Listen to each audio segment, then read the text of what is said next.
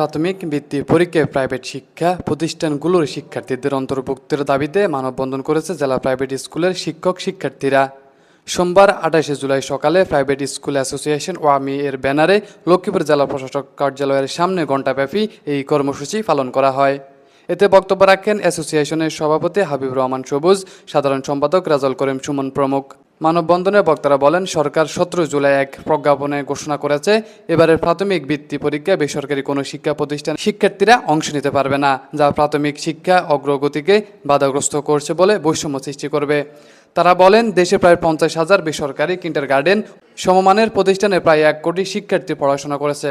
লক্ষ্মীপুর জেলাতে রয়েছে প্রায় 450টি প্রাইভেট শিক্ষা প্রতিষ্ঠান, যার মধ্যে সদর উপজেলায় 135টি। বক্তারা সরকারের এই সিদ্ধান্তকে একতরফা ও অযৌক্তিক উল্লেখ করে বলেন, এতে করে শিক্ষার্থীরা মানসিকভাবে ভেঙে পড়েছে, তাদের উৎসাহ নষ্ট হচ্ছে। মানববন্ধন শেষে জেলা প্রশাসকের মাধ্যমে প্রধান উপদেষ্টা ও শিক্ষা বিষয়ক উপদেষ্টার কাছে স্মারকলিপি প্রদান করা হয়। বক্তারা হুঁশিয়ারি দিয়ে বলেন, দাবি মানা না হলে ভবিষ্যতে আরও কঠোর কর্মসূচির ডাক দেওয়া হবে। মোহাম্মদ রাসেল, লক্ষ্মীপুর নিউজ।